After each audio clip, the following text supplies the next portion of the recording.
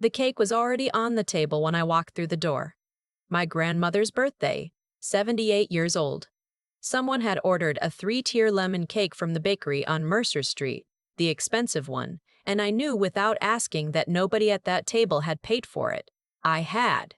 Like I'd paid for the caterer. Like I'd paid for the venue deposit when my stepfather's card declined 3 weeks before, and nobody mentioned it to me until the day before the due date. I set my purse down near the coat room and stood there for a second, just breathing. The hall smelled like gardenias. My grandmother loves gardenias. I've remembered that. I'd called ahead to make sure the centerpieces were right. Nobody noticed when I came in. That's not bitterness talking. That's just the truth of it. There were maybe 40 people in that room, cousins, great-aunts, neighbors from the old street, and the noise was the kind that means everyone is already comfortable, already mid-conversation, already settled. My stepmother was near the drink table laughing at something her friend said. My stepfather was in the corner with 2 uncles I barely recognized. My stepsister, I'll call her that because we've never landed on anything warmer, was taking photos near the window, phone out, golden hour light catching her just right. She has a gift for positioning herself in good light. Always has. I found my grandmother near the back, sitting in the chair we'd brought specifically because her knees have been bad since February. She reached up when she saw me, and I bent down and she held my face in both her hands the way she does, and she said, "You look tired, sweetheart." Sweetheart? I told her I was fine. She didn't believe me. She never does. Let me back up a little, because this story doesn't start at the party. It starts about 11 years earlier in a house on Dunmore Road that my mother and grandmother shared after my grandfather died. I was 17 when my father remarried. I was 19 when my mother got sick the first time. I was 22 when my grandmother called me from that house and said she didn't know how much longer she could manage the property taxes on her own. And I said, "Grandma, I'll figure something out." I figured something out. I was a nursing student working 30 hours a week at a hospital billing office. I had $4,200 in my checking account and no particular safety net. But I sat down with the numbers, and I talked to a financial advisor at my credit union, a patient man named Gerald who stayed late to explain things to me twice. And I worked out a plan where I would contribute to the household costs in exchange for being listed on the deed as a co-owner when the time came. My grandmother agreed. We had it drawn up properly. A real estate attorney. Notarized. Filed. My stepsister was living in Scottsdale at the time, doing something in social media marketing. She came home for Christmas that year, admired the new porch railing I'd had fixed, and said the house had good bones. She didn't ask who'd been maintaining those bones. The next several years went the way those years go when you're the one who stays. My grandmother's health had its cycles. Better in summer, harder in winter. I learned which pharmacy had the best prices on her prescriptions. I learned that the boiler in that house made a specific sound right before it failed, and I learned which plumber answered calls before 7 a.m. I became, without anyone formally appointing me, the person who kept things running. My stepsister visited when it was convenient. She was good at visiting. Charming, bright, bringing wine and stories from wherever she'd just been. My grandmother lit up when she came through the door, and I understood that. She's genuinely fun to be around. I'm not going to pretend otherwise. But fun to be around and reliable are different qualities, and in the years I was managing the property taxes and the gutters and the home health aide visits, she sent a Venmo request once for $60 and called it her contribution to the household. I declined the request. I paid the aide out of my own account. I told myself it didn't matter. The agreement was on paper. The deed would be updated. I had Gerald's file and my own copies, and I knew where everything was. The trouble started about 8 months before my grandmother's 78th birthday. My stepsister moved back to the area. Lease ended in her apartment, she said. She wanted to be closer to family, she said. She asked if she could stay in the Dunmore Road house temporarily while she got back on her feet. And my grandmother said yes, because my grandmother said yes, because my grandmother said yes to her. Because she is genuinely incapable of looking at my stepsister and seeing anything other than the little girl who used to sit on her lap. I said yes too. I want to be clear about that. I wasn't plotting anything. I thought it would be temporary, like she said. I thought maybe it would actually be good. Another set of hands, company for my grandmother in the evenings. What I didn't anticipate was the shift in how the house started to feel when I came by. Little things at first.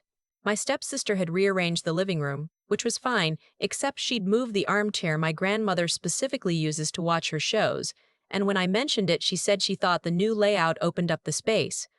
My grandmother said it was fine. My grandmother said it was fine. My grandmother always says it's fine. Then she started referring to the house differently. My house. Casually, in conversation. Oh, the kitchen in my house needs new cabinet handles. I let it go. People say things loosely. Then 3 months before the party, I stopped by on a Wednesday afternoon and found a man in the driveway measuring things. He was from a renovation company. My stepsister had called them for an estimate on expanding the back bedroom. I asked her about it that evening. She said she was just exploring options. I asked if she'd talked to me about it since I was on the deed. She smiled. A very specific kind of smile. The kind that means the conversation is going somewhere and she's already decided how it ends. And she said about that, she'd talked to a lawyer, she said, not Gerald, her own lawyer. And her lawyer had told her that because my grandmother was the primary resident and the original owner, and because my contribution arrangements had never been formally integrated into a new deed, my position might be less solid than I thought. I told her the deed had been updated. I had the paperwork. She said she'd love to see it. I drove home that night with my hands very steady on the wheel and my stomach doing something I don't have a clean word for. I pulled out the folder when I got home. The deed was there. My name was there. Everything Gerald and I had set up was documented. But I also knew what she was doing. I knew the shape of it. The party was my grandmother's idea and I helped plan it. My stepsister helped plan it too. She was genuinely useful with the guest list and she has better taste in flowers than I do. And for 2 months we functioned in a kind of careful détente. Neither of us said the thing we were both clearly thinking. We organized the catering together. We argued politely about the playlist. The week before the party, I made a decision. I'm not going to dress it up as anything more strategic than it was. I was tired. I was tired of waiting for the conversation to happen. Tired of watching my stepsister settle further into a house I had kept standing. Tired of the way people at family gatherings sometimes asked her questions about the property as if she were the one who knew.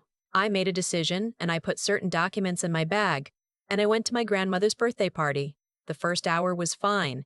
I talked to my grandmother's neighbor, a retired school teacher who remembered me from when I was 12. I talked to 2 cousins I genuinely like, one of whom has a new baby and couldn't stop showing me photos, which I was happy about because babies are a reliable subject when you need to stand somewhere and look normal.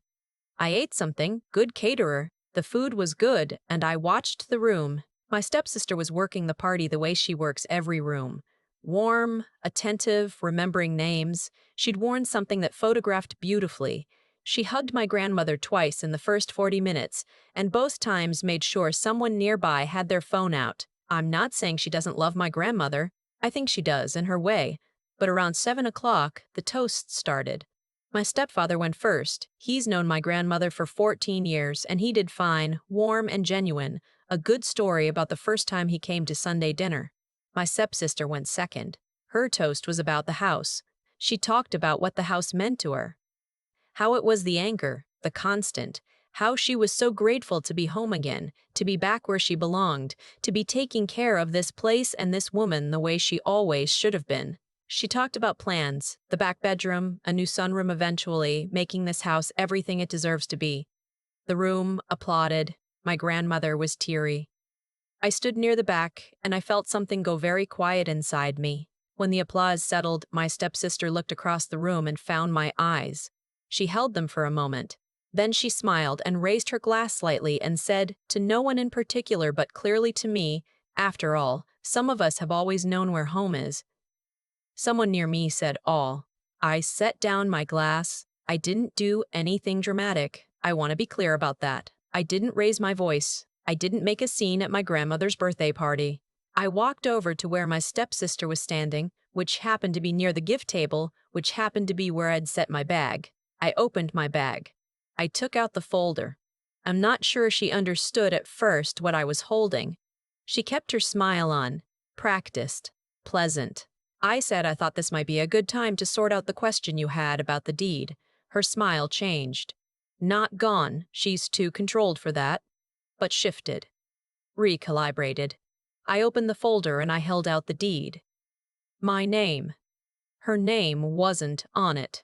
My grandmother's name and mine, and the notary stamp from the county clerk's office, and the date, over 8 years ago now, when this was filed and recorded and settled. I said it quietly. I wasn't performing for the room, but we were near the gift table and several people were nearby and voices carry.